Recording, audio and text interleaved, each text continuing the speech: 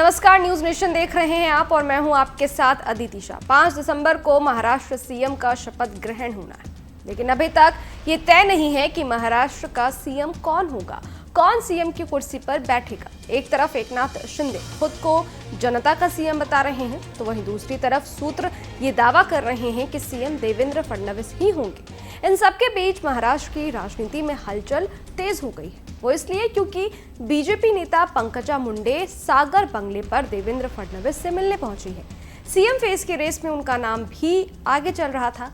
ऐसे में पंकजा मुंडे का देवेंद्र फडणवीस से मिलना कई सारे इशारे कर रहा है। सूत्रों की माने तो बीजेपी किसी महिला को महाराष्ट्र का सीएम बना सकती है और वो महिला पंकजा मुंडे हो सकती है। बीजेपी पंकजा मुंडे को इग्नोर इसलिए भी नहीं कर सकती है क्योंकि इसके पीछे दो बड़ी वजह है। पहली तो ये कि वे एक महिला चेहरा हैं और महाराष्ट्र चुनाव में आधी आबादी ने बीजेपी को जबरदस्त समर्थन किया है और वो आबादी महिला आबादी है। इसके ऊपर लाडली बहन योजना का भी बहुत ज्यादा फायदा इस चुनाव में बीजेपी को मिला है। दूसरी बात यह है कि पंकजा मुंडे ओबीसी समाज से आती हैं। ये वही समुदाय है जिसके दम पर बीजेपी को अप्रत्याशित जीत मिली है। ऐसे में पंकजा एक मजबूत दावेदार मानी जा रही है। हालांकि सीएम की रेस में देवेंद्र फडणवीस सबसे आगे बने हुए हैं। महायुति सरकार के शपथ ग्रहण की तारीख और समय निश्चित होने के बाद ये माना जा रहा है कि देवेंद्र फडणवीस ही राज्य के अगले सीएम होंगे। देवेंद्र फडणवीस के नाम पर मुहर लगने के संकेत अब बीजेपी नेता भी दे रहे हैं। एक बीजेपी नेता ने यह दावा किया है कि महाराष्ट्र में सीएम पद के लिए देवेंद्र फडणवीस का नाम तय हो चुका है।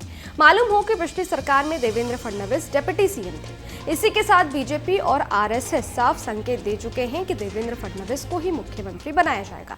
अब नागपुर की सड़कों और बिजी चौराहे पर पोस्टर भी नजर आने लगे हैं। नागपुर में रातों रात पोस्टर लगाकर संकेत दे दिया गया है कि देवेंद्र फडणवीस ही मुख्यमंत्री बनने जा रहे हैं। हालांकि इन पोस्टर्स पर ना तो देवेंद्र फडणवीस का नाम लिखा हुआ है और ना ही उनका चेहरा दिखाई दे रहा है। बैनर पर लिखा है मी पुनः येईल। इसका मतलब होता है कि मैं फिर से लौटूंगा।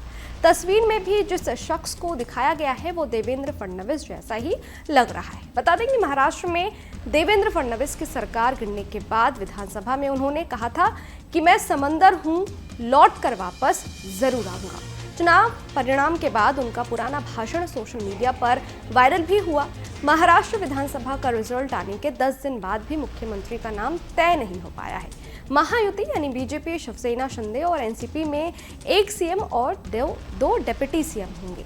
ये फॉर्मूला तय किया गया है। बीजेपी ने वित्त मंत्री निर्मला सीतारमण और गुजरात के पूर्व मुख्यमंत्री विजय रूपाणी को पर्यवेक्षक बनाया है। विजय रूपाणी मंगलवार शाम मुंबई पहुंचेंगे, जबकि निर्मला सीतारमण 4 दिसंबर को सुबह मुंबई पहुंचेंगे। बीजेपी विधायक दल की बैठक 4 दिसंबर को सुबह 10 बजे विधान भवन के सेंट्रल हॉल में होगी।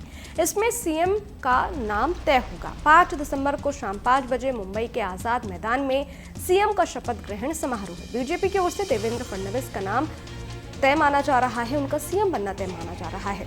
दिल्ली में देर रात तक अजीत पवार और अमित शाह की इधर मुलाकात भी हो सकती है। पवार दिल्ली पहुंच गए हैं। इसमें फडणवीस वीडियो कॉन्फ्रेंसिंग के जरिए मीटिंग से जुड़ेंगे। हालांकि एक ये भी दावा किया जा रहा है, सूत्र ये बता रहे हैं कि अजीत पवार ने बीजेपी के सामने 3 बड़े मंत्रालय की डिमांड रखी है और अगर ये डिमांड बीजेपी नहीं मानती है तो वो पीछे हट सकते हैं। अब ऐसे में देखने वाली बात ये होगी कि 5 दिसंबर को सीएम पद की शपथ कौन लेता है। क्या वो देवेंद्र फडणवीस होंगे या एकनाथ शिंदे होंगे या पंकजा मुंडा होंगी या कोई नया चेहरा होगा? आपको क्या लगता है? कमेंट बॉक्स में जरूर बताइएगा। बाकी देश और दुनिया की तमाम खबरों के लिए देखते रहिए न्यूज नेशन, मेरे यानी अदिति शाह के साथ। शुक्रिया। न्यूज नेशन अब व्हाट्सएप पर खबरों की ताजा अपडेट के लिए न्यूज नेशन के इस QR कोड को स्कैन करें।